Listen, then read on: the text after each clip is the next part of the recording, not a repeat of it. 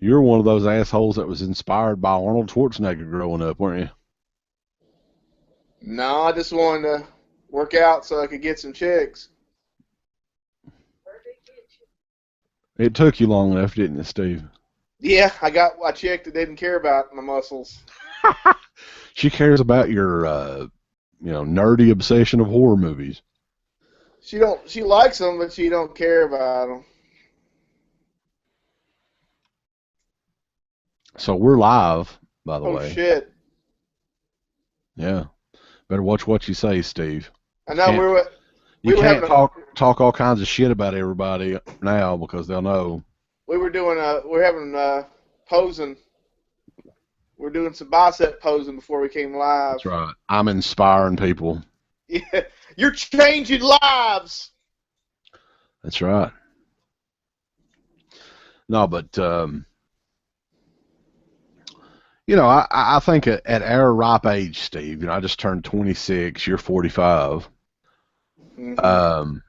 You got to start taking better care of yourself. You can't, go and eat, baconators and Yeah. What about that drink. pizza with bacon around it? Yeah, like the Wix pizza. It's got bacon. It just pours out of the fucking thing when you lift the pizza up. Every once in a while it ain't gonna bother you, but you can't fucking live off that shit anymore, Steve. I can remember, um, me and Uncle Bill 10, 15 years ago going to Superstar Video in downtown Prestonsburg, Kentucky, renting 4 or 5 horror movies, going to Pizza Hut, getting 2 large pizzas, and staying up watching those movies until 5 or 6 o'clock in the morning, eating pizza, drinking Mountain Dew and Pepsi and shit, and not having a care in the world.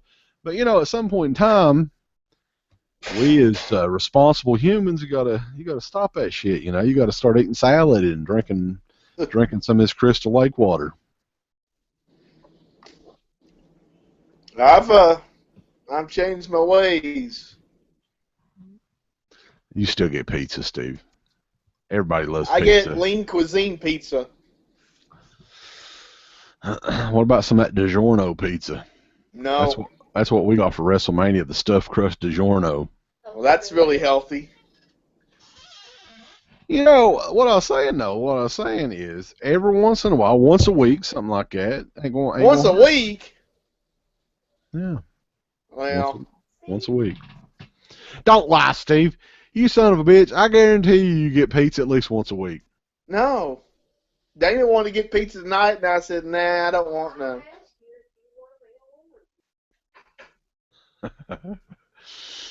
So anyway, Dead Pit Live, first time we've done a Dead Pit Live show since sometime in February, I think. Holy shit. And yeah, it's kind of crazy. We've done a lot of the WrestleManiac shows. Last week we did a WrestleMania 31 preview. A lot of wrestling talk lately, not so much horror talk. But it's not the most popular time for horror right now. Well, I mean, that new movie's out that's getting a lot of buzz, that It Follows. It Follows. I have not heard one single thing about that. I've heard people mention it, but I haven't seen. Have there been any TV spots or anything like that? If so, I've completely missed No, it. I don't think there has been. I mean, of course, I don't watch a lot of regular television, so I don't know, but Sneeberger did a review of it on his YouTube channel, but I haven't watched that yet. Yeah, and people got to remember here in the nestled in the hills of Eastern Kentucky, we don't really have a movie theater to go to that would show anything like that. I think it's gone wide, so I don't know if it's everywhere, but Yeah, probably wouldn't be anywhere at within the 30 or 40 minutes of me, I'm guessing. at the Paintsville Twin. They ain't got it at Painesville, baby. I'm pretty sure they don't.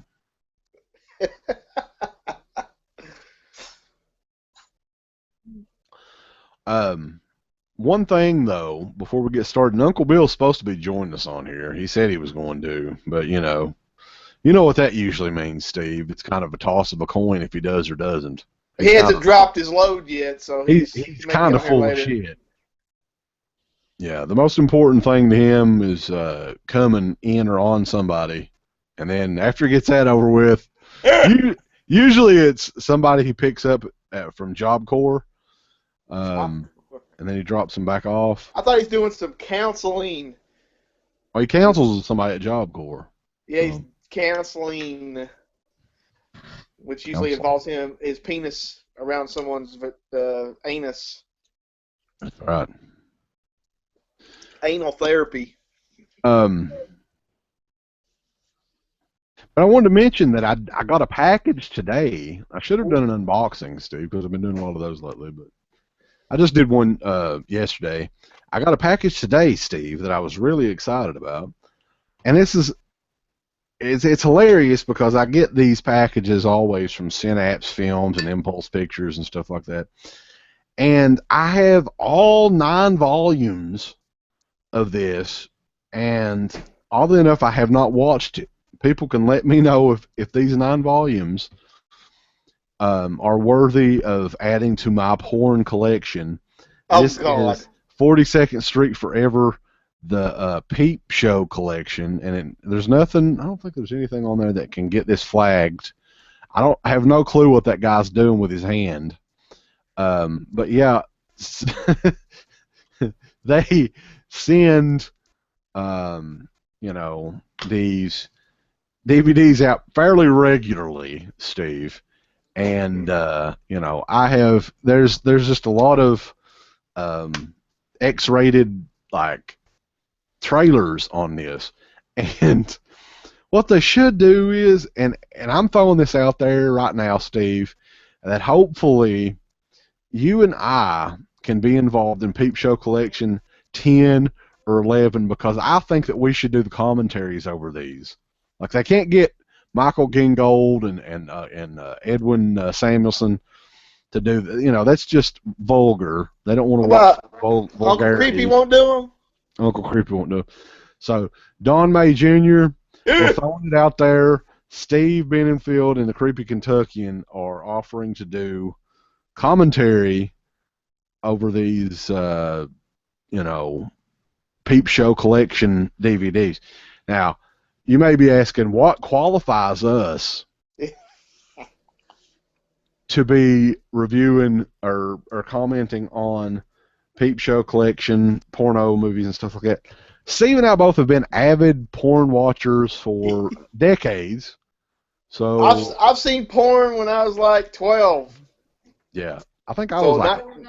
You were 2 years old and I was 12. I saw... Yeah, I think I rated like, some X-rated books, some Hustlers and Playboys and stuff like that by the age of 10 years old. So I've been watching this stuff for decades now, Don May Jr., and we're throwing it out there. We'll do it for nothing just because it's fun, and we'll get to watch some 70s and 80s porno trailers. I want them to do another damn trailer compilation. I think they've quit with those. I know, and that fucking sucks. There's evidently a never-ending collection of porn trailers. Because, dude, I'm not even shitting you. I think they started That's doing not really these porn trailers. That's like loops, what they call loops, little short films. Well, whatever it is, we'll commentate over it. Like I said, I haven't really watched any of them yet. I have all 9 of them. I think they did all 9 of them in the last year. Yeah, I mean, they come out like every other month. There's another. Yeah, it's almost as bad as those Schoolgirl Report. Yes. Movies they do. That's like fucking up to 13 or something. They got more of them than Friday the 13th movies. I know. That's crazy, isn't it? They have little subtitles like "What the Parents Don't Know" and "School's Out for the Summer" or something. Right. So, yeah, it's okay. It says on here, new continuing series of salacious 8mm shorts, remastered from the original film prints. This collection features 15 classic loops with titles. Listen to these titles, Steve. These are going to be great. Horny Cowgirls. Woo! Disco Bitch. A Schoolgirl's Dream. Lesbian Tongue. Ooh. And more. You can watch out for adult film stars Candy Barber, Aunt Peg. Aunt Peg is hot. Yeah, you like Aunt Peg. Vanessa del Rio. Oh! So Vanessa El Patron. yeah, there you go. 42nd Street forever present the Peep Show collection. This is the 9th volume. Like I said, I have no clue what that guy's hand's doing. There. The naughty cowgirl is also a sex position. Yeah, that's right. You and Dane have done that plenty of times. I bucked her off a few times. Hey-oh. Here comes the hand. That would be tough. That would be awesome. She gave me a finger. The other one, you like getting fingered, don't you, Steve? I get finger blasted a lot, yeah. The other one is a movie that I've seen. It's been a few years. It's kind of a strange movie. I don't know. I'm sure it looks great on Blu-ray. It is Long Weekend. Man, you should give me some of this shit. I don't. What the fudge? I don't want the Peep Show shit. Well, Long Weekend's one that I like. I kind of like that movie. It's weird. Look at that. I love that look. Motherfucker. Ain't gonna give me shit. I give him a motherfucking Yoda from Burger King, and I don't get shit. Look here. I know. B-Plan eats ass, he does. Every ass. As he does. Every day. A lot of vitamins in your ass. That's right. That's as long as you don't catch E. coli or whatever the hell it is. Yeah, you get, yeah. Hurt yourself. Uh-oh. So, this particular show, we're going to go through the news. Anybody wants to ask some questions, I will, first, one thing I'll do is I'll open up that Q&A thing on Google Plus, and you can also ask on YouTube. The YouTube. One other big topic that we need to mention on here, horror movie related, is Maniac Cop himself, Robert Zadar, passed away this past week. Did you hear the latest? What's the latest? Well, I mean, I read on Facebook that his girlfriend ran away with all the money, so now they have a GoFundMe for his funeral expenses. He had a girlfriend? Yeah, that's the first part that's shocking, but... Okay, I don't want to be mean just because this guy passed away, and I'm not that's not my style, Steve. I'm mean when they've been dead for decades, or, if they're barely alive, that's when I make fun of people. But the truth of the matter is, how could Robert Zadar have a lot of money anyway? I mean, I don't think, he definitely didn't have, he was like 100 heir, he wasn't a millionaire, he had about a couple $100, I would imagine.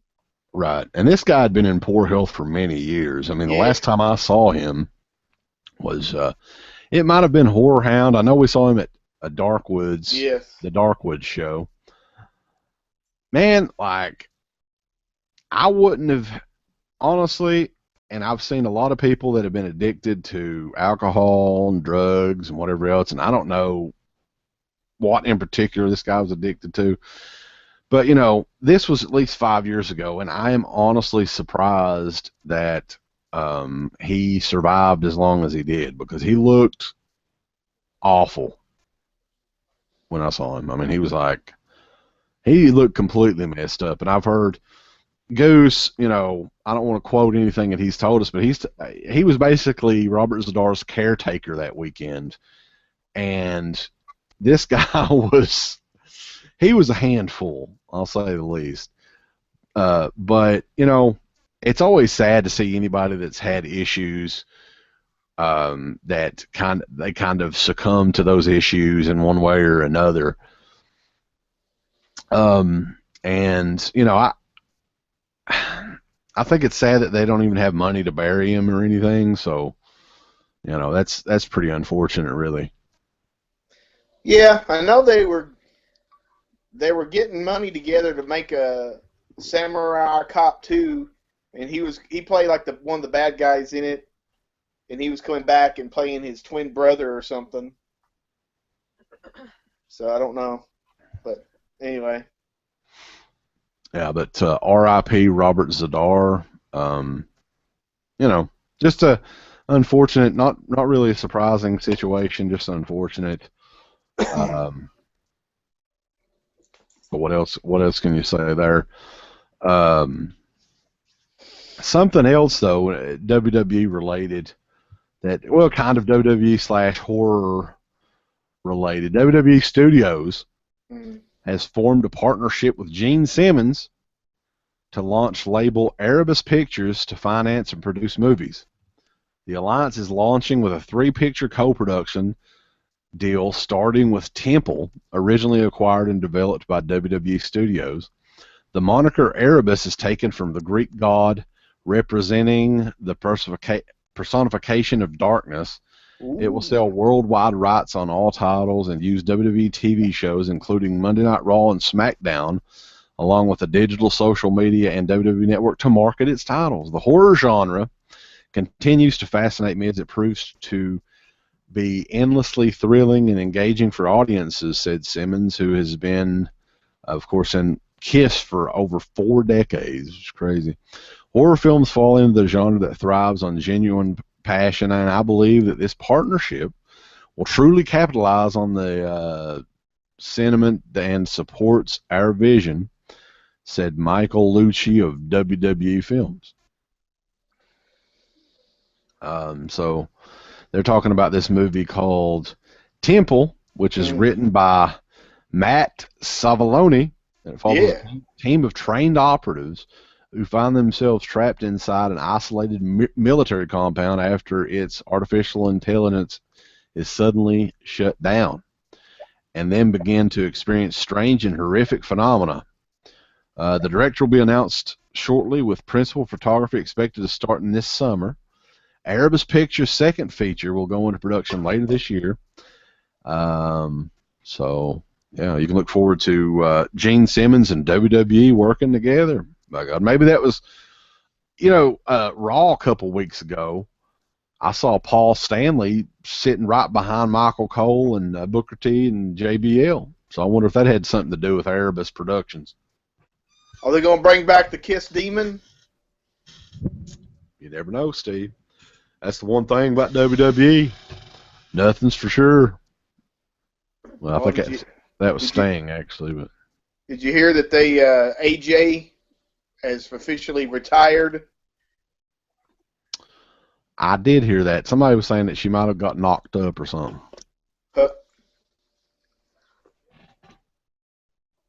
You think that makes sense?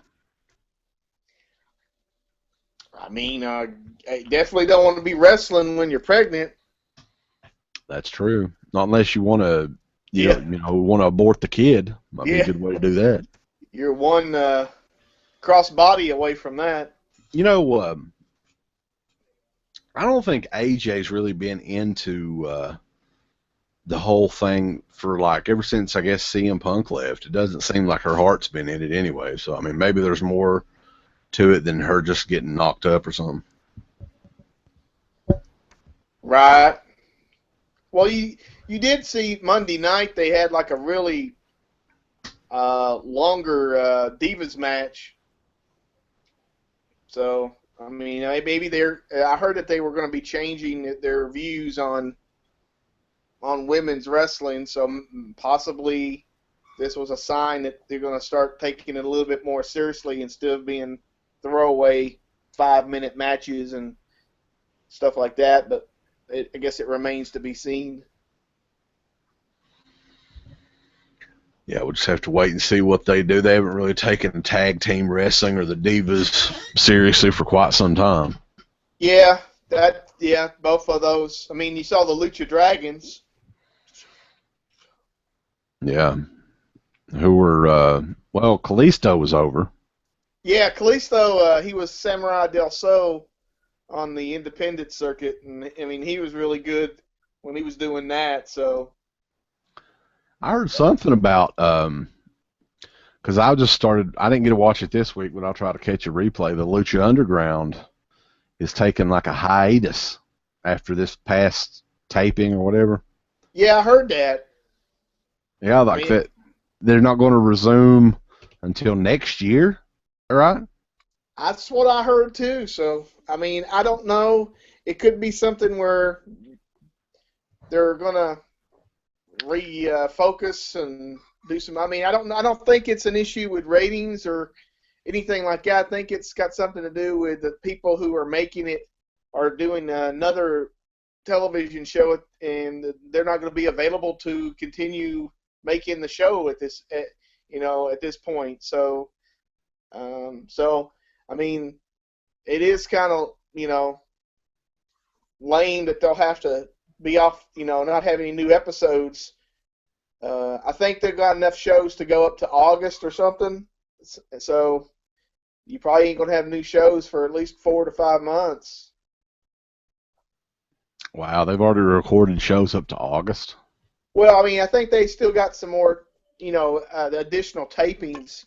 So whenever they, finish these tapings, they'll have enough shows for August. Yeah, I kind of hope that they just continue with it regardless, just because I think I think they're on to something different there. Like it's wrestling, but at the same time, it's almost like, and I think somebody, I think it was, God, what was his name? I don't think that ever came to be that Wrestling Revolution or whatever the hell it was.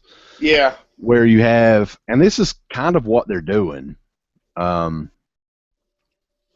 They're making, it's more like a episodic television show, like storyline wise, and it's more cinematic in a way, I would say, than TNA and WWE and Ring of Honor and stuff like that. It's they don't. You've yet to see them go back and have an interview. I mean, unless they're like doing a sit down interview.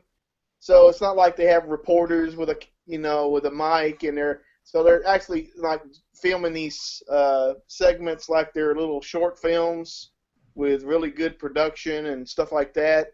I mean, that Conan video was pretty cool when they were making his cane and shit. Now, this week they're starting a tournament for the trios. They're not going to have a tag team title. They're going to have a 6-man tag team title. A trios title. Yeah. So, and I think Alberto El Patron, he made his debut. And rumor is that they're going to try to negotiate Rey Mysterio and it makes sense, really. I mean.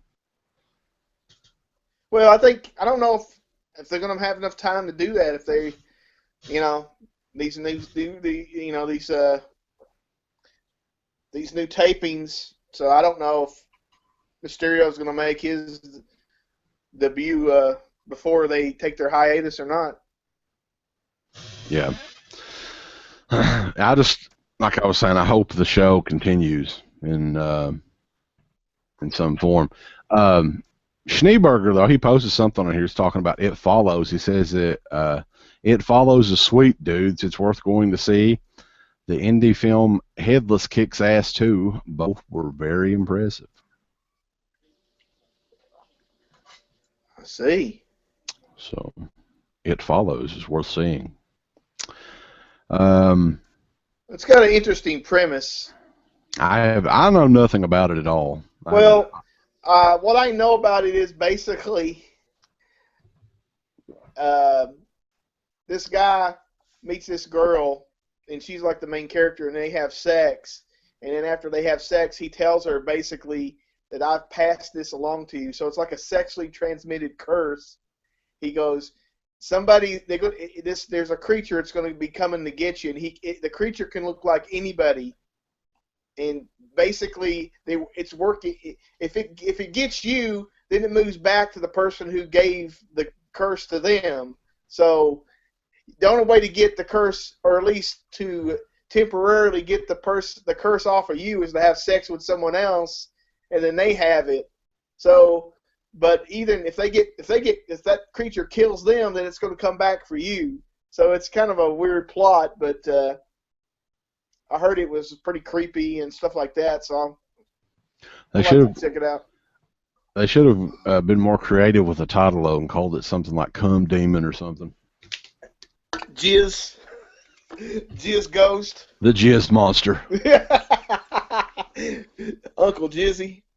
Yeah. So let's see. Jizzmosis. There is, and this just sounds amazing. Like there's a trailer out there, but I haven't watched it yet. I was looking on here. There's an upcoming zombie film entitled Maggie, starring Arnold Schwarzenegger. Right. I saw that trailer. How'd the trailer look? I mean, well, the story is that his daughter is becoming a zombie, and he's just trying to protect her. I mean, it looks more like a drama kind of thing, and Arnold's looking a little old in this one, I guess on purpose, but I don't know. I'm playing an old dad in this movie. Where's my daughter? She's not a zombie.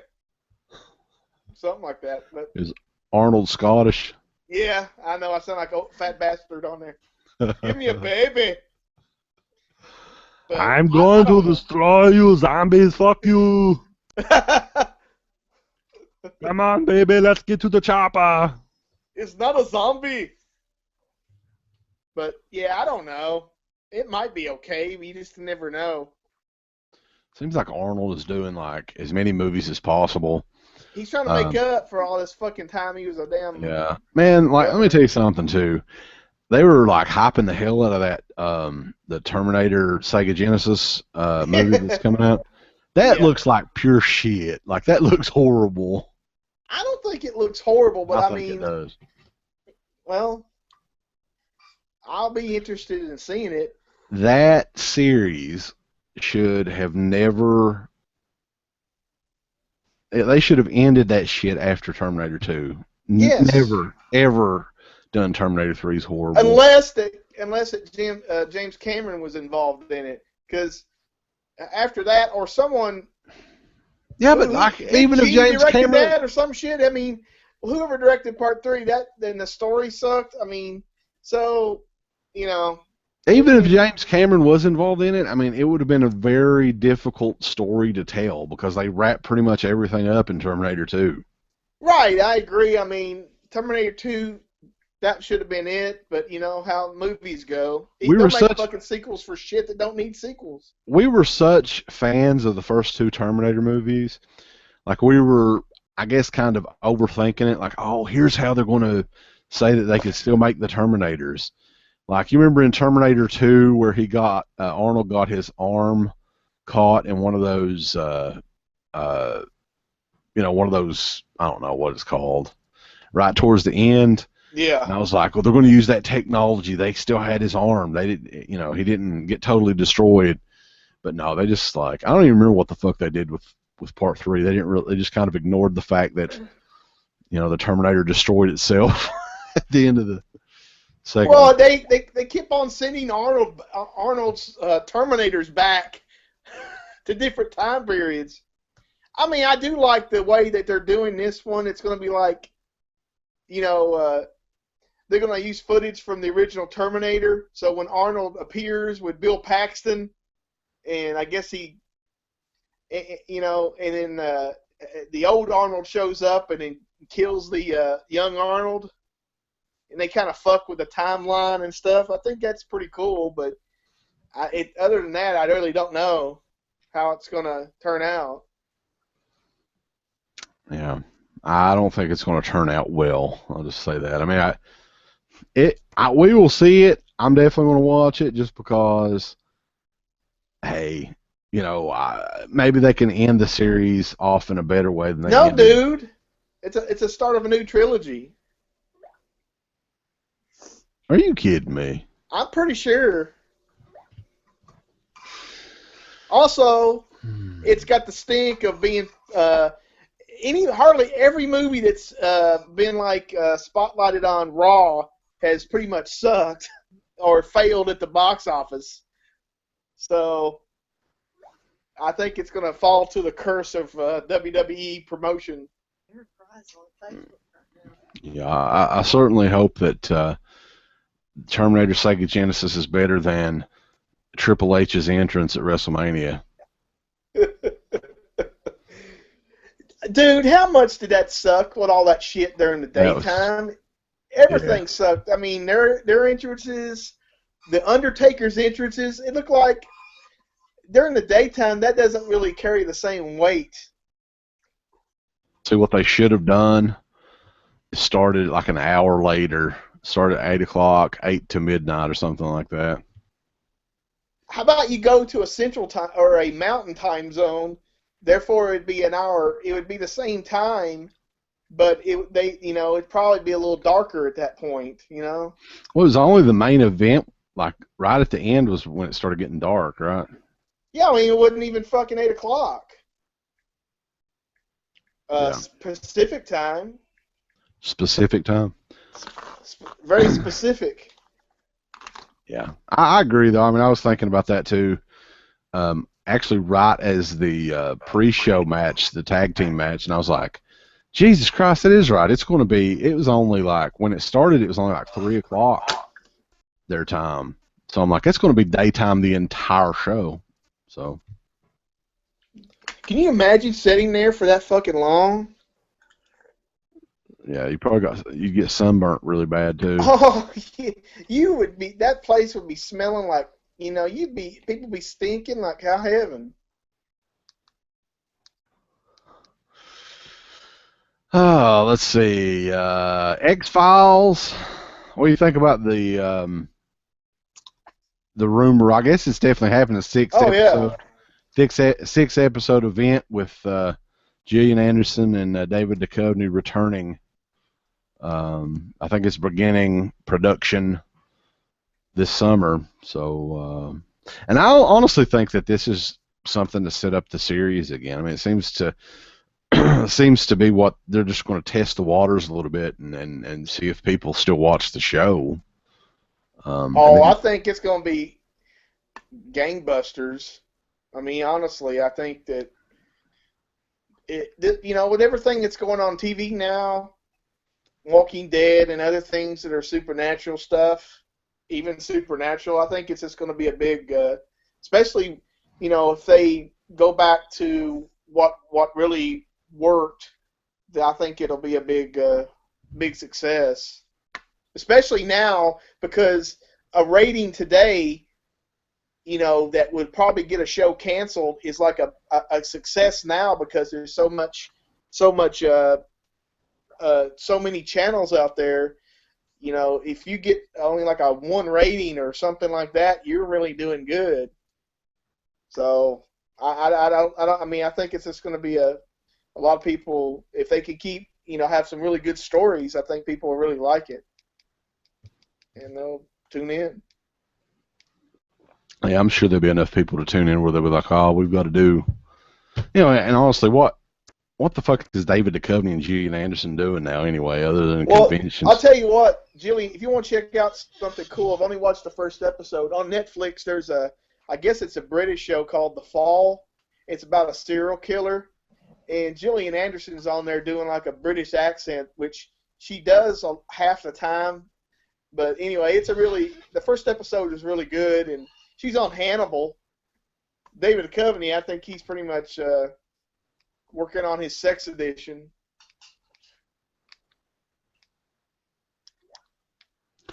Uncle Bill, if anybody's wondering where Uncle Bill is, I just got a message from him. The little khaki pants wearing homo says he's tired. Oh. And fuck everybody, and that means everybody watching too. So don't give this person any birthday wishes.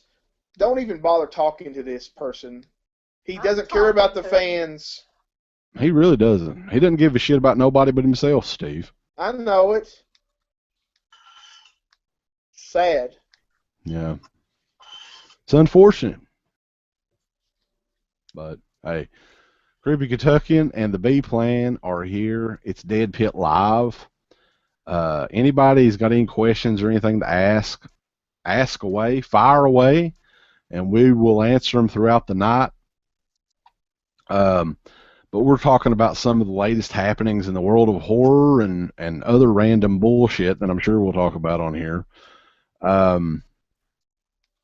Not a whole lot of stuff going on. Unfortunately, there's another Sharknado movie coming out. It's going to debut on Sci-Fi Channel July the 22nd.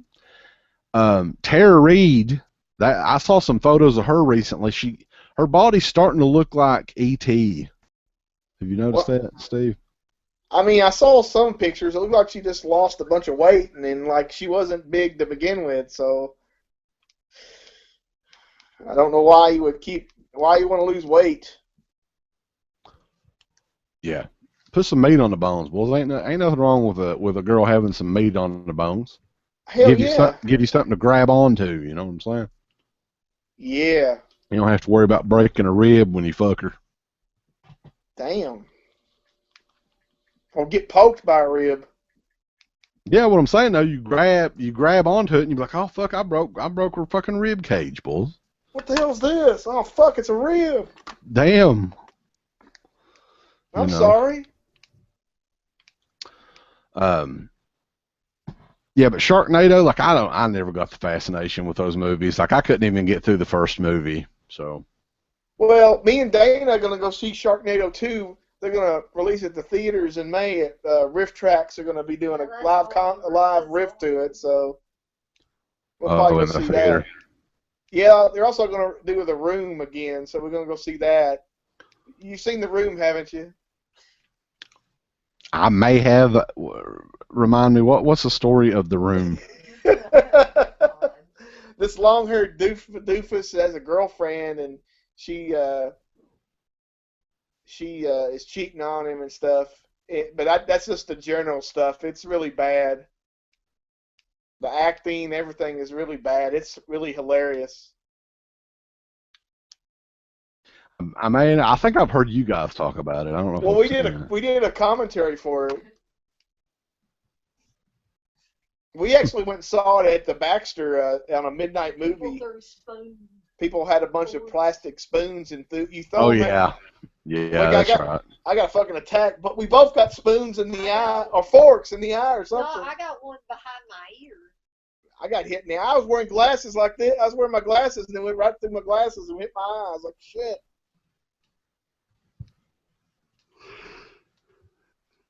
Something I wanted to clue people in on too. Upcoming Blu-rays. Madman is on. It's a 2-disc set, $14.99 right now on Amazon. If any of you guys want to get it, I think that Vinegar Syndrome.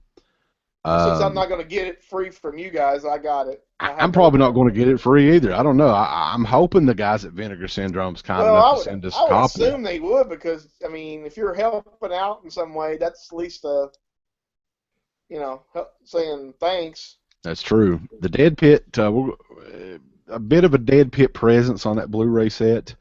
We're featured in the documentary The Legend Lives, 30 Years of Madman. And they have used, I think they told me they were using some random stuff that was on our YouTube page too, and asked if that was okay. So I don't know exactly what all's on there. It's going to be a comprehensive set for $14.99 as well. I think. I mean, hell, you could buy 2 Blu-rays for the cost of one of the Code Red DVDs back in the day when that fucking thing came out. That's kind of crazy. Some of their Vinegar Syndrome, they're like, I mean, have some really great releases, but it seems, I mean, I like the price of $15, but earlier some of their other slasher stuff was a lot higher priced. Yeah, well, they also didn't they do Don't Go in the Woods Alone? Isn't that one of theirs too? Yeah, that was $15 too. I got that release. Yeah, that one was kind of cheap as well. So, but I mean, maybe for the titles they know that they're going to sell really well. Right. They'll lower the price on those or something because they know they can make their money back on that. Yeah, I mean, obviously they're spending money on it, so it just kind of, Yeah, and the cool thing about Madman is it's going to have the full, treatment with the blue hues and stuff that everybody was complaining about in the Code Red DVD. That's going to be fixed, so it's going to look like it did when it was in theaters, which is nice. Yeah. I wish they would come with like a TP belt buckle. You get a special edition or something. That would be cool. I wonder whatever happened to TP's belt buckle. I don't know. I don't know I either. need to find that. I'm tempted though that price to just go ahead and order that because I want it, the Madman Blu-ray. But I'm also like, I figure you'd have some and sign them since you have presents on there. You'll have signed editions. I could do that. One of our, I'm selling a couple of the Rue Morgue issues on, and one of them sold. I've got like a few more left on there. Limited quantities available. Yeah, and we did sign the dude requested us to sign the, and we'll do that. I'll fucking scribble something on the front of it if anybody's wanting to buy some of that. Make it worth more money or less money, however way you want to look at it. The Deepy Deduction. Yeah, so I'll definitely hook you up that way. Yeah. That's fine. But man, like I'm looking on here on the news and stuff, there is nothing, not a damn thing going on. Not a dang thing. Yeah, so I don't even know how we would do a full DEADPIT show, even a DEADPIT live show. Have you seen the trailer for that unfriended movie? No, I haven't even heard of that. Well, it's basically it all takes over like Skype, and so it's all on Skype, and it's I think it's an MTV movie, but it's going to go to theaters, and it's all about they had somehow this kid had gotten killed, and then basically it's almost like the ghost is on Skype and it's killing them, and everybody's on Skype watching each other die. They've officially run out of ideas. Come on, man. I've heard people say it's really good, but that sounds like one of the new VHS. Like they make too many of those VHS movies. That's the new one. They can call it Skype. No, that's gone. The last one had no good stories at all. The last VHS at Viral was dog shit. I thought the second one sucked too, really. Well, that one story, with the cult, that was like the only one that was decent. You know the one. Yeah. And that guy did a movie. I watched it. I forgot what it was called. I cracked up at the scene with the dog where everything was because they had, for some reason, they strapped a camcorder to a fucking dog. Right. That was the alien abduction one or something, right? Yes. Yeah. That's the first. Was that the second one? I can't even remember. I saw it. I saw it one time, and I was just rolling my eyes throughout the whole thing. I was like, really? Because at the time when that came out, everybody was saying, "Oh, this is so much better than the first one." Yeah. And I'm like, what? After I watched it, I was like, what the fuck are they talking about? The first one is like 10 times better, in my opinion. What about the new Adam Green movie, Digging Up the Marrow? You seen that or heard about it? I've heard a little bit about it, but I don't really. I don't know. I'm not a big Adam Green supporter either. Well, it's basically it's like a fake documentary. So he's playing himself, and they're in the studios and stuff like that. And then Ray Wise is playing like a guy who's saying he sees monsters and stuff like this. And like they go follow this guy, and Ray Wise is saying there's like a hole where the monsters come out. So they go out and sit in the park watching the hole.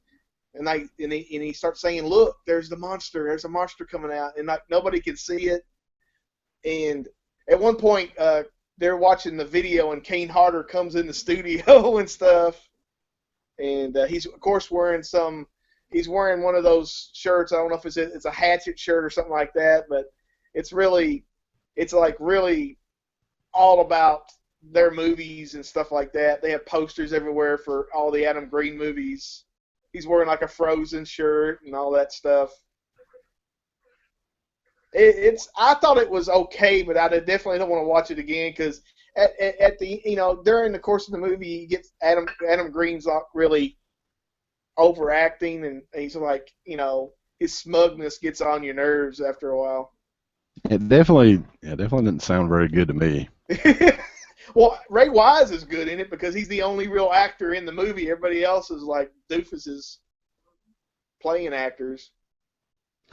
I think the thing with Adam Green, why he has a career, is he's a nice guy. People seem to like him, and he's created become friends with the right people. Right. I mean, I saw him at one of the conventions. I mean, yeah, I don't want to fault him for that, but I mean, he's making money and doing stuff like that, so hell. But I wouldn't say that he's made a few good movies, but the rest of them not too much. But he's mainly concentrated on that stupid Holliston, whatever the hell it is, TV show. Yeah, the thing is, what the fuck do you watch that? FearNet ain't on no more, so where the fuck do you watch that shit at? I don't know. They probably just release it on Line. DVD or something. Oh. The thing people fail to realize is, okay, Hatchet was done and in the can for like, what was it, 3 or 4 years before it finally came out? It was done for the longest fucking time. Hello? Yes, sir. But don't you remember that? I mean, the first Hatchet movie was done and in the can for at least 2 or 3 years, I think, or they were tweaking it or whatever. And as far as when it comes to those Hatchet movies, the first one was not very good at all, but it looked like a movie that could possibly get like a mainstream release at least. And the second and third movies looked like just thrown together backyard, like big budget backyard movies. Well, I think the second one really was like a gobbledygook of crap. Gobbledygooker? Yes, he got born. But the third one was, I mean, a step up from the second one, and it had more of a story. It was disjointed, but it definitely was, it had some good elements to it. But Carolyn Williams was in it, and they were kind of, it was almost, it had like trying to build a mythology behind it, but overall, the first one I found enjoyable, but the rest of them not so much. But hey, we've dedicated enough time to Adam Green on here. Actually, I think the best movie that he ever did was Frozen. I think that was his best movie. Yeah, I can't believe Disney did a movie with him. I know. That was a very successful film for Adam Green. Right on. Oh man. Uh-oh. Let's see if anybody asks us anything on here, because I'm not kidding you. This is like, there's nothing going on. I know Scream Factory's coming out with, they announced today, the Sentinel. Yeah. That one's coming out. You looking forward to that? I mean, it's got a very dry kind of atmosphere. It's very British. I mean, I mean, it's just I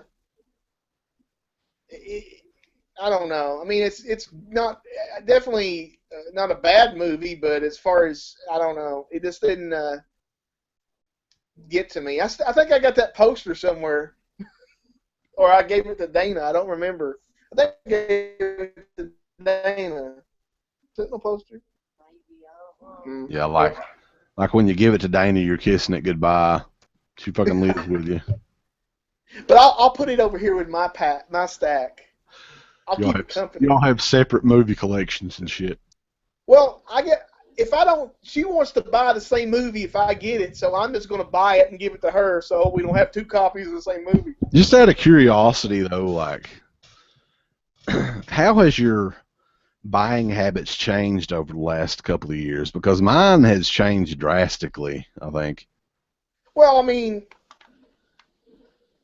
it's definitely slowed down because the output is not there. You know, back when Anchor Bay was coming out, that's when I, went in debt $1,500 or something because every couple of weeks they were coming out with Argento or Fulci stuff. I mean, it's there's only a few releases a month, if that I'll maybe I'll get one movie a month or maybe I'll get two or three, but everybody wants stuff on Blu-ray, so it's changed a lot, and plus things online are available, so it's just like, what you gonna spend the money, or are you just gonna get it another way? Yeah, I mean the difference is like when you were first buying a movie, like Anchor Bay would come out with all those, the Argento and the Fulci and the Euro horror stuff. That stuff was just so hard to find before that.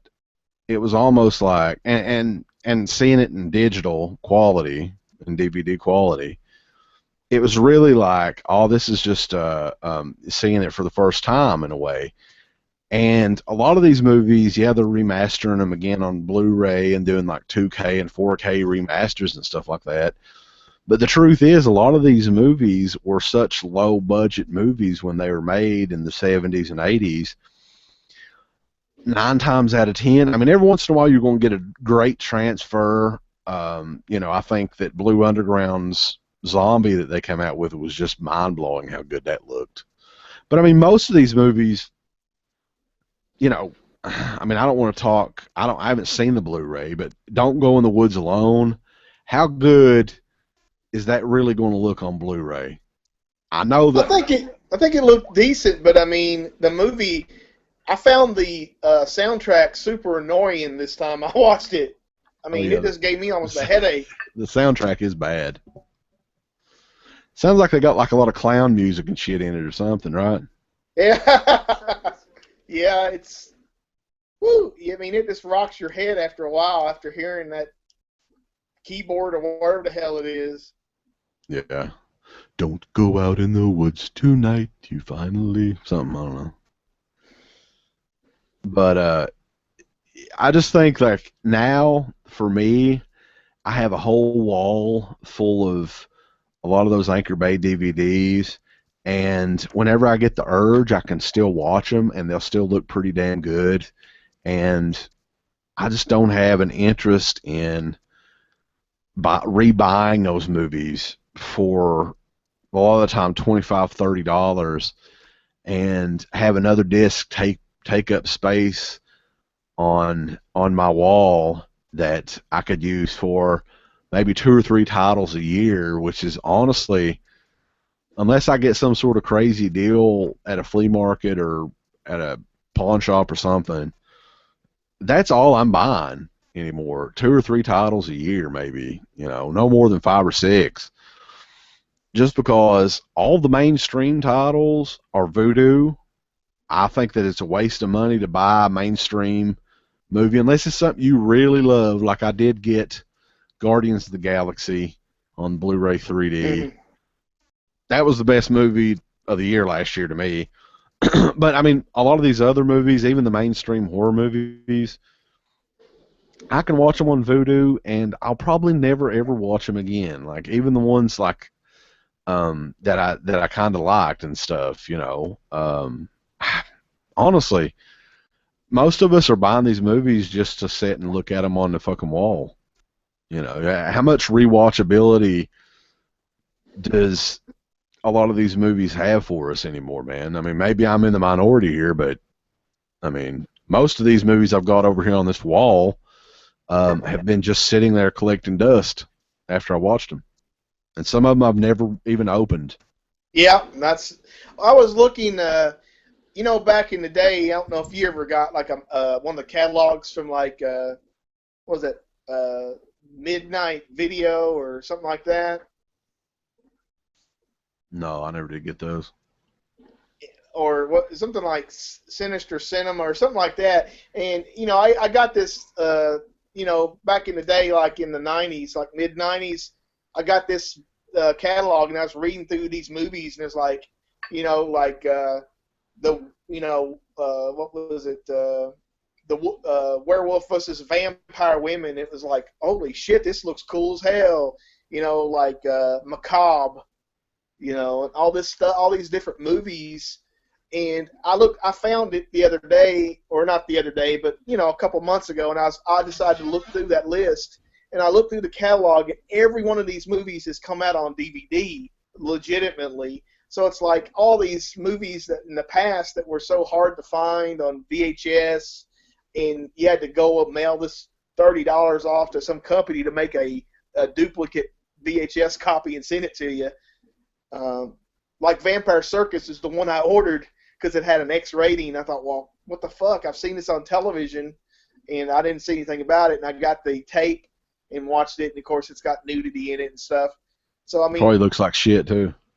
Yeah, it's not a very what they duped. I mean, it doesn't look like a third generation, but it definitely is not a pristine print. Yeah, I mean, you and I were around. At least it was widescreen, which is kind of unusual. I didn't really do this for horror movies that much. I mean, I did do it, but it wasn't nearly, at the level. But like we used to trade wrestling tapes back in the late '90s. Probably one of the first big things I got into on the internet was trading wrestling tapes, just because I'd tape so much stuff, and there was so much stuff that I wanted, and it was very similar with horror movies too. I mean, there was horror movie tape collectors that would. Yeah. Well, it wasn't about quality so much then. It was about, I've never seen this movie. What in the hell is this movie? You got Love Butcher. Yes. You've got, just all these obscure movies. I mean, you could go through them. Last House on Dead End Street. You could go through, a lot of these movies Code Red has come out with over the years. Right. And Scorpion and I don't think a lot of people really realize back in those days, pre-DVD, how hard it was to get your hands on some of these movies. And even if you did get your hands on them, a lot of the time it would be a completely different movie. Like a lot of the Argento stuff, when it came out here in the United States, it was edited to hell, and there'd be a couple of, I think Deep Red was probably one of the easier ones to get back in the day. And it's a completely different movie than what Anchor Bay came out with. Well, I actually saw that on television really late one night, and I really don't think that there's a lot of that comedy stuff that was added back in that really doesn't help the movie at all. But crap. Speaking of videotape trading, they came out with I don't know if you saw the first one, the Video Nasties documentary that came out. They actually came out with a second documentary, and that was more about the videotape trading and stuff like that, and how they would get away with it. They would actually take the video out of the VHS tape and take the two spools and like put them in their pocket or do anything like that, because they would actually, when they came back into the UK, they would actually look at, frisk them and look in their bags and stuff like that. And, Damn. And they would get in trouble. I mean, they would get fined or some other bullshit just because of a movie they had. So that was a really interesting documentary, because they would have video footage of like back in the '86 or something, where they were meeting up and there was different, they were going around looking at videos and buying and trading videos and stuff. So they really had it bad back then, as far as having to actually almost like smuggle in stuff like a drug dealer. Right. Yeah, I mean, honestly, back then in video store, like a lot of the mainstream video stores would just have, all of the big studio horror movies, and you would have to go to the mom and pop stores to find some of the more obscure stuff. Oh, like God. The big box Faces of Death and Traces of Death. and The Forest. Like I remember the first time I rented The Forest as a kid, and that movie scared the shit out of me. And people were like, "What? How did that movie scare you?" To me, there's a scene in that movie, and for one thing, the guy looked like somebody that's around here, the killer in The Forest. Like he looked like a real dude around there. Yeah, that you would see, you know. But what I like so good about The Forest always was, even when I was a little kid, and not that I liked it, it just kind of freaked me out, where there's a scene where, the killer in The Forest is also a cannibal. And it's a weird movie, too. It's got, like, ghosts in it, and it's like a slasher movie, and it's a cannibal movie, all kind of combined in one. And the killer kind of shares his dinner with the two boyfriends, and the one dude he feeds his girlfriend to. That was his girlfriend, so it's kind of fucked up in a way. But I mean, you come across all these crazy, like Make Them Die Slowly was another one that creeped me out big time when I was a kid. Like I watched that when I was like 11 or 12 years old. That's coming out on Blu-ray, balls. Yeah, I did hear about that. I got Gone with the Pope on Blu-ray. Did that finally come out? Yep, I got a copy of it. I haven't. We're leaving tomorrow for a couple of days, so I won't be able to watch it this weekend. But next weekend I'll watch it. Well, you can take it to Dana's house.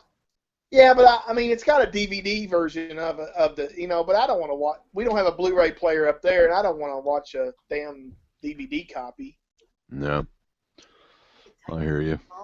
Yeah, but so we got plenty to do. So, let's see. David Widmeyer, who sends me a lot of ultraviolet codes. I appreciate that. He says, has anybody purchased the Beyond Blu-ray from Grindhouse Releasing? I actually haven't. I have the Arrow Video version of it. Have you gotten the Grindhouse version, Steve? Yeah, I got it for Dana, but I haven't watched the feature. Dana's watched a lot of the extras. What do you think about it, Dana? Don't put me on there. You're on there, Dana. Go ahead. Talk. I like it. There you go. I love the transfer. Did you watch the film? Yeah, that's what I said. I love the transfer. Okay. She says it's worth the money, and it's got if you bought it early enough, you get a glow-in-the-dark slipcase. And it does glow in the dark, too. Is it better than the Arrow Video transfer, which I thought was pretty daggone good?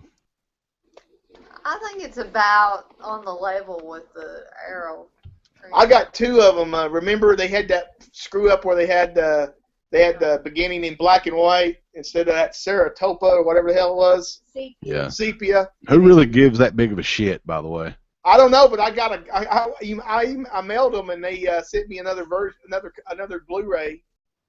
What they should have done is had that opening scene in color. That would have been cool. That's an extra on the Grindhouse disc. The German release, I think, had it in color, so that's like an extra on the Blu-ray. Man, that reminded me, though. Well, more importantly, like Dana was saying, it's got the Necrophagius music video from the Anchor Bay DVD on there. You know, one thing, though, that reminded me of that, I don't know why, it just kind of popped in my head. Has anything ever come of the whole bloody affair, the Kill Bill? I mean, what the fuck is the point? What is the deal with that? That movie is over 10 years old now. Yeah. And they still have not done that. I mean, to be honest with you, what's that going to cost to redo and then release and then send out? That's a money maker, and all you got to do is re-release it in the new form. You don't have to do that much. I mean, all you got to do is pay for editing. Got to be all in color though, no more black and white bullshit. Well, there's this guy on the internet called what's his name, Dr. Severstein. Yeah. And like he already made he did his own version of the whole bloody affair, and I downloaded that. I haven't watched it because it's 4.5 hours long or some crazy shit like that. But he actually combined both movies and put in the deleted scenes and everything. So in HD. So it's out there on the internet. I have no clue though why they have not done that. That's just so stupid. It is. It's a no-brainer because people love those movies, and the expense of you going back in there and putting them together and doing all that bullshit, and then releasing it, it's got to be nominal. And you release that for, say, $30 in some kind of, and then you release a $30-$40 version on a damn steelbook. That's all money. That's money. Millions of dollars. Money. Yeah, millions. I totally want the new Primetime Players shirt, by the way. Do you see that? No, I haven't seen that. Oh, my God. It's like, do you remember the Primetime Wrestling logo? And like yes. It's the Prime, they just changed it to Primetime Players. It's freaking awesome.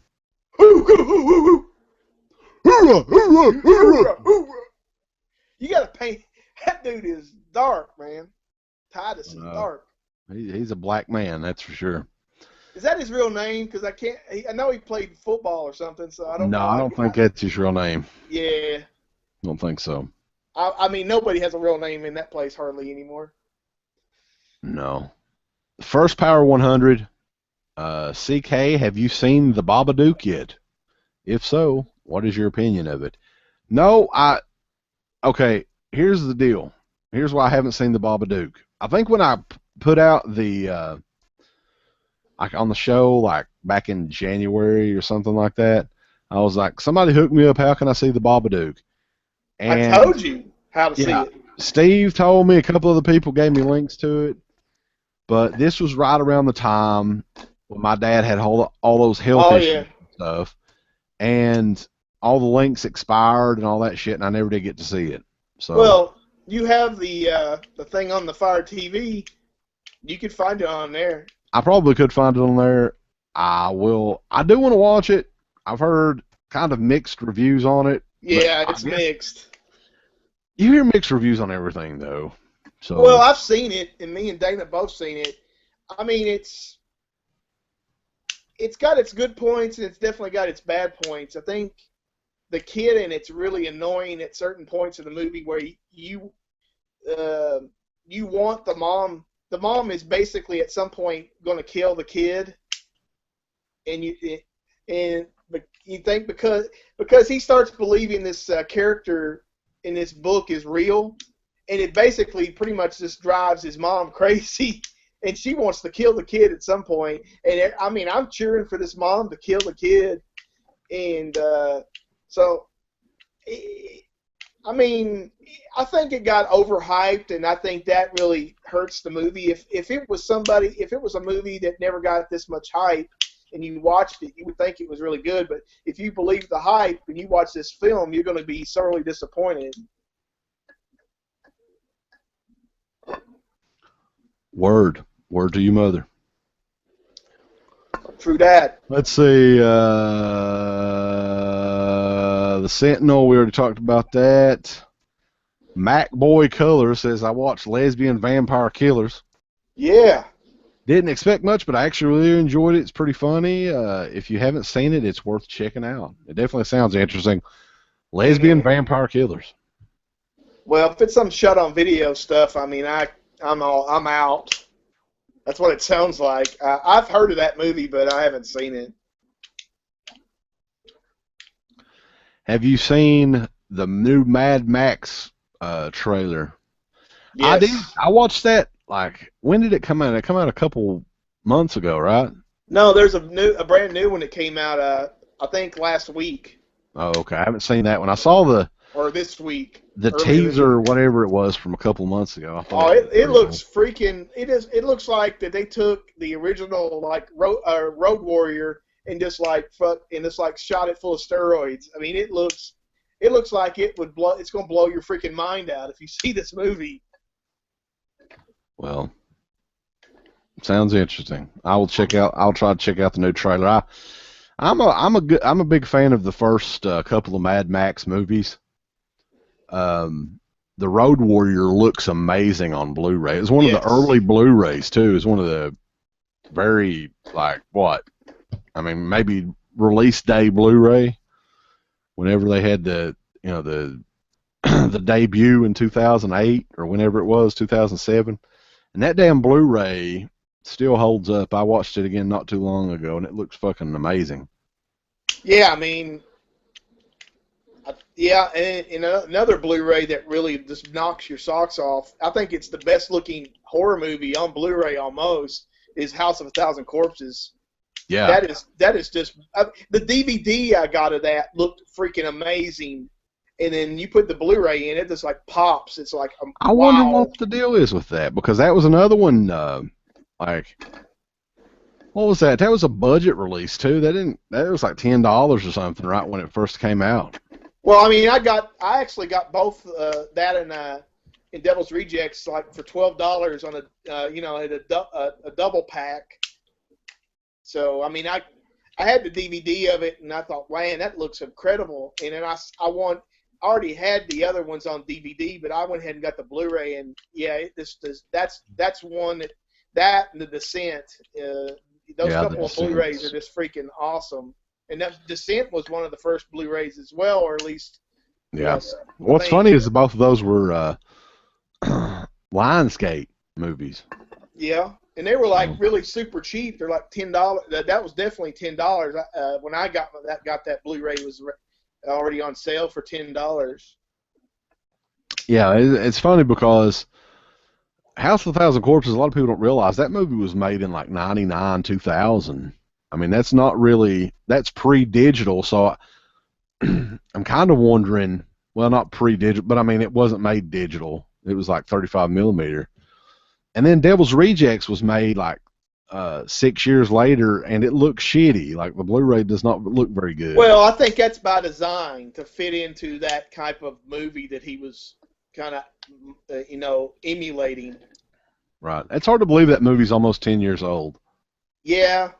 Me and a guy from work, we went seeing Devil's Rejects and with a lady from work, and she was pregnant.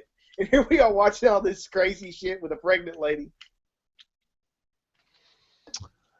I'll tell you a funny story about Devil's Rejects. It was me, Uncle Bill, another friend of ours, and I'm thinking it was Uncle Bill's dad that we went with. I believe so. And, I think Uncle Bill's dad liked House of a Thousand Corpses. At the time, we were both shitting on, like, we didn't really like it. It took us a couple years to warm up to House of a Thousand Corpses. Yep. So we were like, man, this is going to suck so much ass, but I want to go see it, see how shitty it is, how much it sucks. And, man, that movie kicked so much ass. There was no way we could have, like, I was like, well, I have to hand it to him, man. That was, like, a lot better than House of a Thousand Corpses. He really kind of outdid himself with that one. But, over the years, House of a Thousand Corpses, like, I'm not going to say I like it better than Devil's Rejects. Right. I don't know if that's the case, but, like, that movie, I mean, it's definitely got issues. I think the last probably 15 minutes of the movie's just horrible. They didn't really know how to end it or anything like that. Kind of goes all over the place. But it's a real fun movie to watch, especially with a crowd, and it's a well-made, just a beautifully made movie too. I mean, especially Devil's Rejects, because what it does, the first part of the movie is showing these characters doing horrible things, torturing people and all this, and then at that point it transitions to these characters, and it makes you care about those characters that are so horrible, and you're invested in their well-being, and you're seeing all this bad stuff happen to them. It's very kind of audacious that it makes you care about these awful people that are torturing people, and you don't want them to die and stuff. Yeah. I'm excited to see the 31 movie. I just want to see what it is. Yeah, yeah. Go ahead, I'm sorry. I mean, I think if you let Rob Zombie tell the story that he wants to tell... What the hell are you doing over there, Steve? Scrambling eggs or something? Yeah. If you let him tell the story that he wants to tell, it may not be a home run. Like a lot of people would say Lords of Salem probably wasn't a home run, but I think at least it's going to be an interesting film, and it'll be something that's respectable, if you let him do his own thing and get him away from those Halloween movies. I hope he doesn't do the third one, but I wouldn't be surprised. Well, I mean, even with Lords of Salem, me and Dana saw it at the theater, which, it had a very limited release. But even going back and watching that, it's not a perfect movie. It's not, it's definitely better than the Halloween movies. It's just a weird, because he's doing a movie in the style of John Carpenter kind of thing, and it's definitely interesting. It definitely has its drawbacks. Yeah, a lot of people kind of hated it, but I don't know, man. I think that he did a pretty good job with it for what it was. I mean, it's definitely not his best movie, but. Do you think it would have been better if they had a different leading lady? I think it would have been. Yeah, maybe. Maybe. I mean, I don't know, because she got skinny as fuck in that movie. I was like, this is horrible. She looks horrible. Well, she's getting older, Steve. Yeah. She's drying up. Yeah, that's true. Might put some water on that bitch. Still a damn fine, good-looking woman, though. She's all right. She's all right. Let's see what some more questions we got here. Sean of the 80s, what are your thoughts on the Slaughterhouse Blu-ray released by 88 Films? I think that's a European release, right? Yeah, it's a UK release. Me and Dana saw the transfer on it. I think we both thought it looked like a DVD transfer. Yeah, I mean, I just think it looked better than the VHS for sure, but as far as it being like super detailed and shit, you're not gonna, I don't think, maybe that's because there is nothing there to really make better. The sources ain't there to make it look that great, or the money wasn't there. Right. I don't know.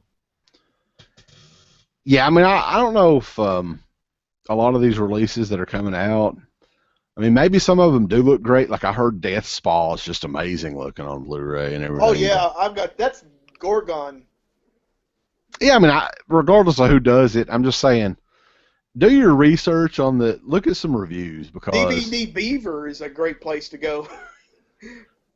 If the thing is, some of these titles could look amazing, and if it's a movie that you really love, like to me, Slaughterhouse is not a very good movie. No. It's a movie I'm fine with having on DVD. I don't really need an upgrade. But it wasn't on DVD before, right? Or was it? Yeah, it was on DVD. I have it over there. Is it a widescreen or just a... Yeah. Really? Huh. Yeah, it was on DVD. On our new show that me and Dana does that hopefully you'll post Monday, we talk about the Slaughterhouse transfer and stuff in the movie. So that's a good promo spot there, Steve. Good segue. Yeah. Yeah, but I just think some of these movies, Slaughterhouse is fine and everything, but I'm fine with having the DVD of it. Just like I'm fine having the DVD of the Slumber Party Massacre movies and. Oh, that is looking. That first Slumber House Massacre, I had never seen that movie before. Because you get confused with it. Oh, Sorority House Massacre. Sorority House Massacre? Yeah, I hadn't seen that movie, and we watched that, the HD transfer of that, and it looked really good. All I'm saying is I'm fine with. I don't think movies like that, in my opinion, unless it's something that I've got a guilty pleasure of, like. Right. If King Frat ever came out on Blu-ray, I'd probably get it. I have it on DVD. It never did come out on Blu-ray yet, though, right? No. If that came out on Blu-ray, I'd probably get it. But movies that just have a special place in my creepy heart, Steve, I would probably get eventually on Blu-ray. But most of these movies, man, like looking at my collection over there and stuff, I just wouldn't want to spend that money, $25, right. $40 on rebuying a movie that, I've had Slaughterhouse on DVD for probably over 10 years, and I've watched it maybe twice. Right. Yeah, there's a lot of movies that I'm not going to rebuy for that very reason. So, yeah. I don't need every movie unless they're on sale for like $5. I'm just beyond that point of look at how much I have. Like, I'm just not there anymore. Like, at one point in time, that was like a status thing for me. I mean, there's more, I'm not going to preach to anybody out there, but right now in my life, there's more important things than just having a wall full of movies, even though Well, I still have that. I mean, I'm at that point where I don't really care about that part of it, but I definitely, certain movies I think that I want to have in like HD, like Gladiator. I recently got like Braveheart and a few other movies. They had the cheap steel books at Walmart or something. I'll get those, but I'm not going to go out and spend $20, $25 if it's down to $10 or something, or even $5. I'll pick up and upgrade. But Slaughterhouse is definitely one that I don't need an HD copy of. Me either. But Me neither. for those of you out there, the cinema sicknesses of the world, more power to you if you want to buy, 150 movies a week. I got 14 CEDs. I have no idea what they are yet. Yeah, let's open them up and look. They're from Japan, and I can't really watch them. Wow, this is totally in French. I don't know what this movie is, but it looks cool, pretty cool. Pretty cool. Pretty cool. Jason, Beyond the Realms, he says there's good horror out there, just not mainstream theatrical releases. Well, there is really no mainstream theatrical horror releases anymore. That's kind of dried up. He says you guys need to see some of the good indie films coming out, and I'm not talking about $50 backyard films. The Guest, which I think you've seen. I've seen. Have you seen that one? Yeah, I mean that's it's very surprising how good that is. Yeah, that is really that's a great little movie, and it's kind of a lower budget movie too. I don't think they spent a whole lot of money on that. And that guy who was in it is actually a British dude who the guest. Yeah. And he's supposed to. I think he's going to be in a big budget movie coming up, so it's kind of cool to he was in that Downton Abbey TV show on PBS. He was in that, I think. Really. Yeah, The Guest is cool. Like, I think the soundtrack to The Guest was really just. I mean, it made it. It's amazing what music can do for a movie sometimes. I mean, that movie was good anyway, but it gave it like a different type of personality, the music they used in that movie, too, I thought. Another another independent movie you probably haven't seen is called Found. And I thought that was really cool. It's about this kid who finds out his brother is a serial killer, and because he keeps finding heads in his closet in like a bowling bag and stuff. That's a pretty cool little movie. I haven't heard of that. He mentions another one on here, Headless. Yeah, I've seen like things online about that, but I haven't seen it. We didn't get a screener. He mentioned It Follows, which we talked about, Pieces of Talent, and Starry Eyes, which is coming to Netflix soon. He says, seriously, see them all. I saw Starry Eyes. I mean, it was okay for a watch, and it had, basically you got to sell your soul in Hollywood to become successful. That's basically kind of the story, they tell. So it's it was interesting. It's worth a watch for sure. Yeah, that's the cool thing about Netflix. If you have the time, you can. I mean, 9 times out of 10, it's probably going to be horrible, but I mean, you can discover like I don't know how many thousands of horror movies they have on there. It's kind of ridiculous. You can only most of them you can only see from going to the website and looking. Right. Because it would take you for hell and ever to go through them on like a Roku app version. But yeah, I mean that's a awesome way to discover. I've seen a lot of, I'll say, interesting movies that way over the years from Netflix. And yeah, I mean Netflix is just a great device, and Vudu is another great device. Really helps movie collectors in a way. I mean, a lot of us, definitely not all of us, saves us space, saves us money. and I think it's the way movies are going. Really, I think that the streaming services that's going to take over eventually for everything.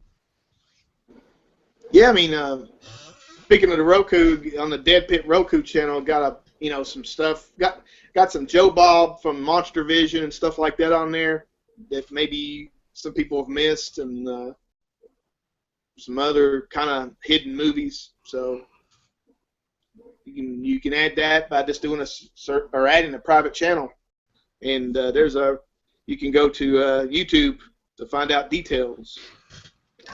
Jason also said that The Babadook is coming to Netflix on April the 14th. So, yeah, I want to try my best to watch it on Netflix. Hopefully, I'll have some free time coming up here. Been a busy man here in Eastern Kentucky. But yeah, that's one that I've heard so many people talk about. I just want to see it. Maybe I'll hate it, but who knows? Our good buddy Creepshow Chris wants to know our thoughts on the new Sleepaway Camp 2 and 3 Blu-rays from Scream Factory, and he says that Abby says hello. I think at first they were, I guess everything is $25. Yeah, stupid. But I think it's went down in price, so that helps a lot. It's kind of weird to see that slipcase where it has Angela's or Pamela Springsteen's face on it. It kind of looks like a skinny dude or something. Looks like a little anime character. Yeah, it doesn't. It looks like a caricature. Yeah. Yeah. They should have, and I've said this for a while. They should have released all the Sleepaway Camp movies in a box set. Well, they probably will, and they'll have some kind of extra shit that you can't get nowhere else. Yeah, that's the thing. Like, Scream Factory, they do a great job at releasing stuff, but like they just come across as totally like money grubbing dicks a lot of the time. Well, of course, with that Nightbreed fiasco, that definitely came across that way.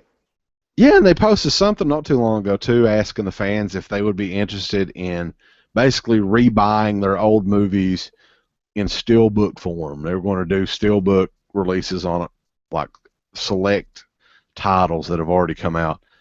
Why would you fucking do that? Why don't you release steelbooks for the new titles? Right. Hey, I don't have a problem with that. Because, if I don't want them, I'm not going to buy them, But I think that they should definitely, people are into steelbooks. I think steelbooks are cool to a degree. I'm not going to spend an extra $10 for a steelbook, but maybe I'll spend an extra $5 for a steelbook. I don't, it just depends. Yeah, I don't know. I've had a couple of issues with Scream Factory. I like the company. The stuff they release, they do a quality job. Michael Felcher does a great job on a lot of the extras, and they've come out with some stuff that we never thought we would see. The whole Nightbreed thing, I never thought that would come out. And that Halloween producer's cut, we never thought we'd see that either, and that looks amazing. We talked about that last year. What about the Nightbreed, the director's cut? What did you think about the changes in the film? I've never seen it. I've never seen the theatrical version of Nightbreed, so I wouldn't. Wow. Yeah. Dude. That's one that's escaped me. It's on Netflix, brother. Both versions? I think just the director's cut, as far as I remember. See, if I saw the director's cut, I wouldn't know what was different. Yeah. Well, you can at least judge it as a film. That's true. But I just wish some of the decisions, I think they've made some piss poor decisions over the last little bit. The whole Nightbreed thing was just a joke. It made them look horrible. And I don't think anybody would argue with that, really. But it is what it is. I'm glad I got the Halloween set completely for free, though. And I'll continue to tell people that. Yeah. Yeah. Yeah. Carta Dimension, I think that's how you pronounce it. Are you guys going to go see Paul Blart Mall Cop 2? I know I'm excited. I'm excited to go see it. Isn't it called like 2 Blarp? Too Furious. Yeah, Paul Blart. No, I didn't see the first one. I ain't gonna see. Kevin James is like kryptonite. I'm not gonna go see that shit.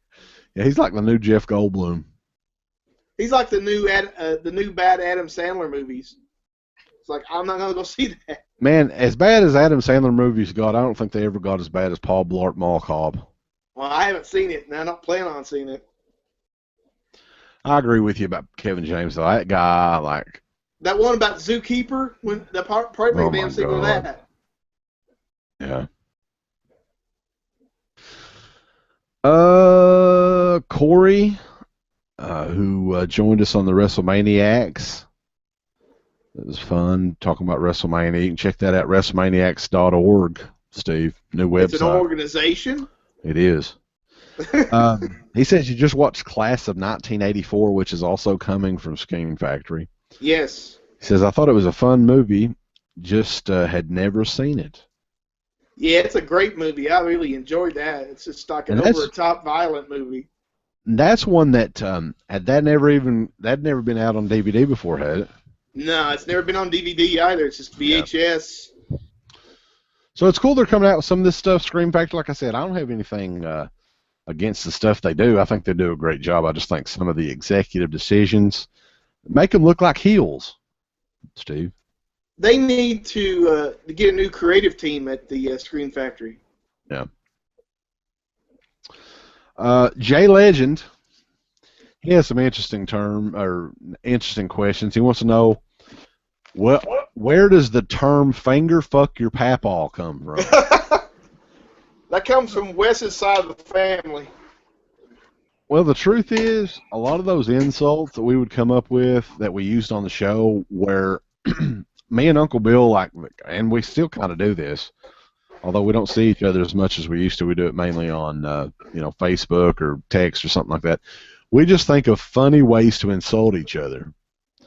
And that is where the term "finger fuck your papaw" came from. That was mine. That was one of mine. I can claim that. And we just started using it on the show because we thought it was so funny. I heard you.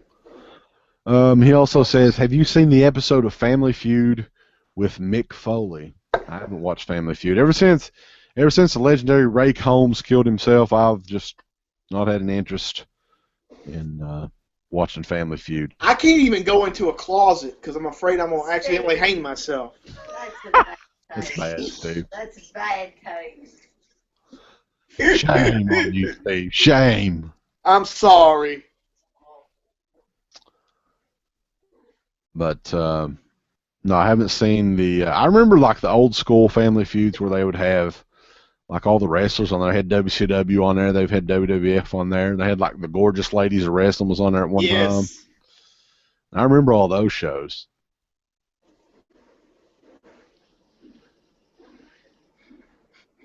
So... I cannot watch any game shows anymore.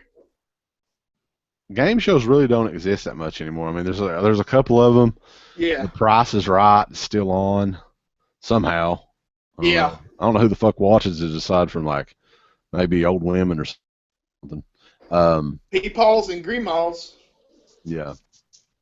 Wheel of Fortune, Jeopardy, and all that stuff. It's been on for hell and ever. Not really any new game shows. Let's see. He also asks, is Steve related to Michael Berryman?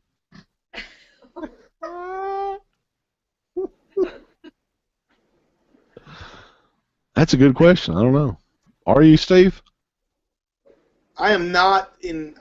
Maybe me and him have the same affliction, and it's really not something you make fun of because somebody has some type of disease. Do you have fingernails, Steve? Have what? Fingernails? Yeah. What does that mean? Michael Berryman doesn't have fingernails. Okay, I have fingernails. So that there tells you I don't have Michael Berryman disease. Is that a real disease? He's got something. And I think Michael Berryman, I don't know what it's called, but he doesn't have pores on his skin. He can't sweat. He doesn't have hair, doesn't have toenails. Well, I can guarantee you I sweat like a freaking pig, so I don't have it, and if that question was meant to be harmful, it hurt me. And do you really want to hurt Steve? No. Do you really want to make him cry? Yeah, you don't want to see me cry because my eyes get all puffy. Somebody's asking. Let's see here. I lost my place. Hang on a second.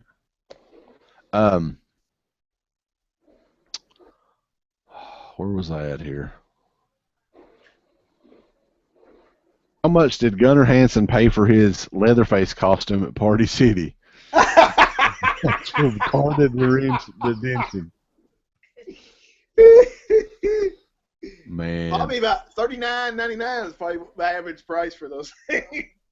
Like, that looks so horrible. And what's even worse is that photo op was, I think it was $100. That's fucking insane. Yeah, I mean, what's funny too is I posted about it on. Let me pull it up here. I'll see if I can. I want to try to put the picture up on here so we can have it immortalized on the Dead Pit Live thing. So while we talk about it, but honestly, like what they were doing. This was at Mad Monster Party in Charlotte, North Carolina, and the way they do their photo ops is, and you know, if it looked good, it'd be one thing, but they green screen those. Oh shit. And they put a background related to, you know, whatever movie the person's in. In this case, it's Texas Chainsaw? Texas Chainsaw. Hang on a second, I'm pulling this thing up here so we can talk about this. But there you go. And if you look at the picture, there's Gunnar Hansen standing, and it's a horrible costume, by the way. I mean, you would think that he would have somebody commissioned, or somebody would commissioned to make an exact replica of the Leatherface mask. But to make it look even worse, they green screen the background. So to me, it looks like you're standing. To me, the kid looks like he's standing there next to a cardboard cutout. I mean, it looks completely fake. What's those flaps supposed to be? Are they supposed to be his ears? Let me look here. I just noticed the flaps. I don't know. No idea. Maybe. Hey, wait a second. Is that a wig? Because don't Gunnar Hansen have gray hair? That is a wig, Steve. Oh my. Yeah. So, yeah, that poor kid paid $100 to take that picture. God. And like I've seen better Leatherface costumes at Scarefest. And People just walking around. The face is too light colored, but maybe that's the way it was in the movie. And he looks like around his mouth has got like clown makeup or something. That's his beard. Looks like he ate a bunch of powdered donuts and they got that crap all over his face. He could have done that. Honestly, though, like, it's just it's beyond ridiculous. I know, and I got to say this too, like, as bad as this photo is, buddy of mine, Garrett, had a photo done with Stephen Jeffries, who played Evil in Fright Night, and he had honestly, like, I don't know, it's kind of tough to go back and forth, and I don't want to put that picture up there because I don't think he's even put it up there. But, I mean, this is just getting beyond ridiculous. Although I think the Evil photo was like $40. It wasn't $100. But, yeah, for the Gunnar Hansen photo, $100, man, come on. That was insane. That was horrible. First of all, the photo op with Jamie Lee Curtis, which, I mean, she's like, I don't know how many times a star that Gunnar Hansen is, was only like $80. And that, of course, she was doing all that for charity, which, you know, either way, $100 is way too much. I'm not paying no one for a freaking photo op. I'm just not doing it. No. Especially after seeing that. That's bullshit. I wouldn't. There's no way I would. I'm not going to pay a photo op for someone who's dressing up. and I'm not gonna pay photo op period for anyone. Maybe Argento, that would be probably, or Aja Argento for sure. But other than those, I wouldn't do it for nothing. Let's see. Fulci's corpse. I'd get one for that. Sorry, That'd probably be dust by now, Steve. He's been dead for almost 20 years. he's earned.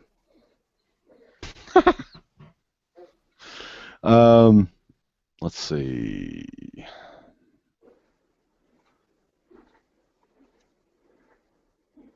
What the hell is this? It's called Stunt Rock.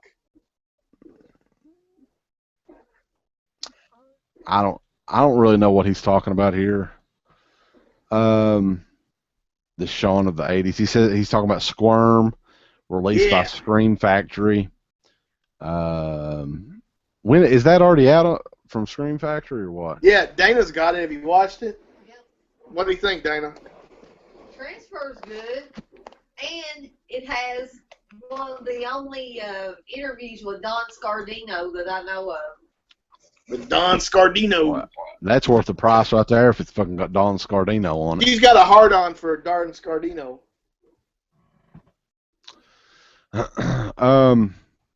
Beyond the Realms, he said that Steve, Headless is a spin-off of Found. It's the movie within the movie from Found. Well, that's interesting. Yeah. I wasn't aware of that, so that's pretty cool. Let's see. What's your thoughts on Psycho Cop 1 or 2? I've never seen the Psycho Cop movies. I saw Psycho Cop 1, and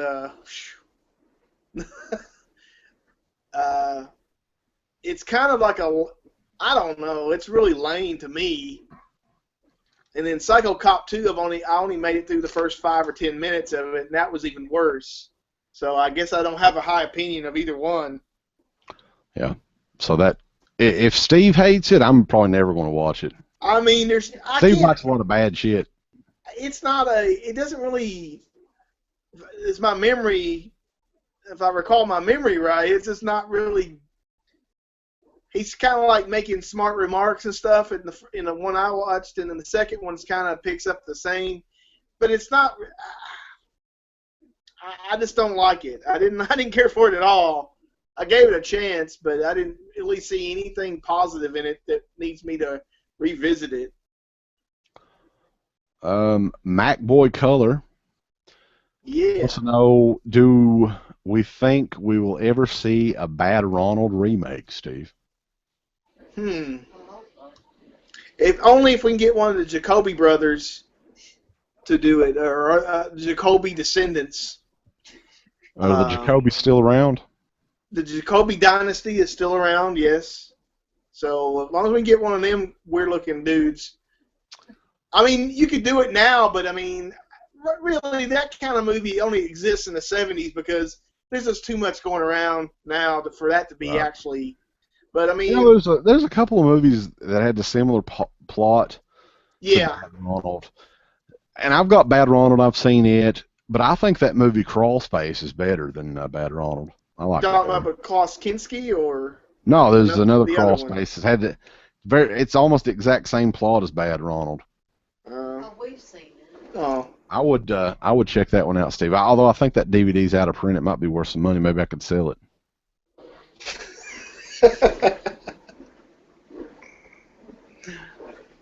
But yeah, I mean, I don't.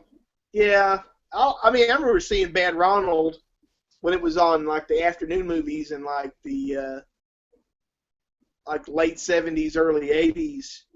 Yeah, the after school specials. Well, it wasn't after school special, but they used to show movies at 4 o'clock. So I'd come home from from school, and when there certain weeks they would show all horror movies, and that would usually be one of them they showed. Let's see. Continuing on here, we're about to wrap this up. We've been at it for almost 2 hours. Let's see. Corey Woolsey is saying that 1984 is on Anchor Bay DVD. I had no idea. I know I don't have it on DVD. Oh, Class of 1984? Yeah. Oh, yeah, definitely. I don't have it either. I've seen the transfer of it, of course, but I mean, I just think that's a really good exploitation movie, and I want to get it on Blu-ray. I'm sure you'll get it at some point, Steve. Yeah. Josh Hobbs, he says, "Hey guys, got to party with you at the Horror Con with Jamie Lee Curtis." Oh God, yeah, I remember that. I brought you guys shots while Yeah. we were in line. Good to see you guys. Yeah, he gave me one of the hellest hangovers I've had in a long time.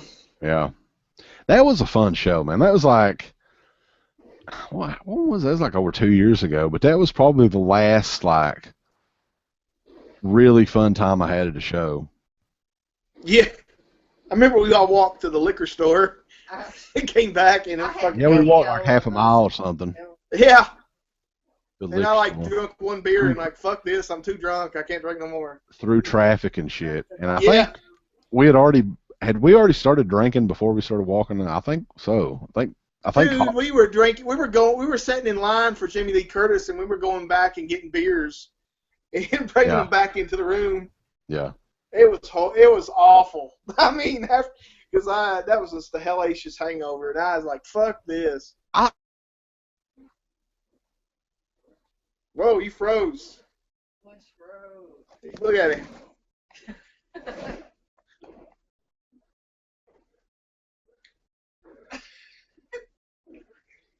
Oh God, I need to stop on the whiskey now. I've had two. Too many.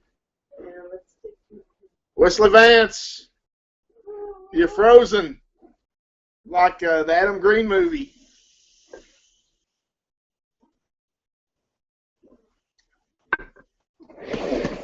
You're frozen, dude.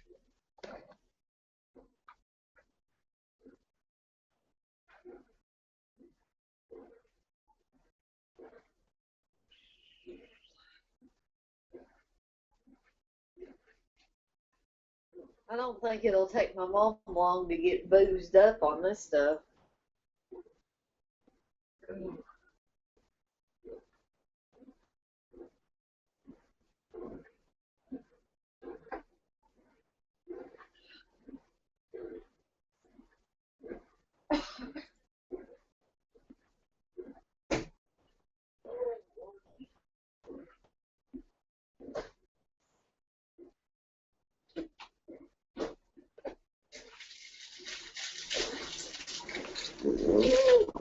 Dang, eh? What? You know, that's the biggest yawn I ever heard.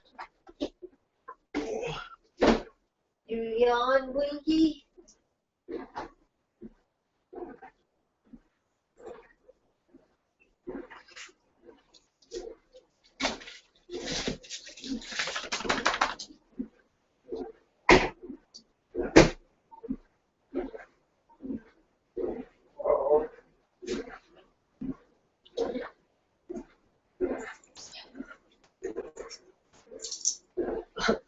Daddy said he wasn't going to drink no more of that stuff.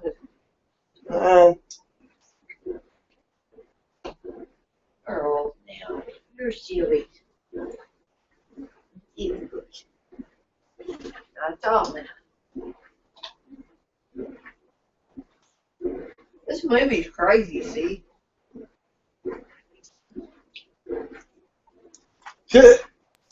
So please stand by message. I'm back. I'm better than ever. Dang it. Face facts. We're making things better. Yeah, it's a new day. New day sucks. New day sucks. So I don't even know where we cut off there. I think I was talking for hell and ever before I realized you were froze and my internet was fucked up or something. Yeah, it was just us live on fucking YouTube. Dana talking about me having more alcoholic drinks than I I should have. didn't know it was recording that. So let's see. Occultist, baby. Occulto. Oh, occulto. Top comments. Did you see? I think it's Days of the Dead. They got Ric Flair coming. Woo!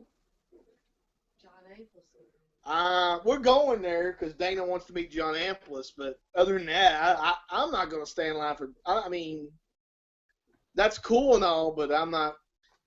That's not. I'm not, and I don't really care. MacBoy Color says it's sad what conventions have become. They have totally lost what made them special.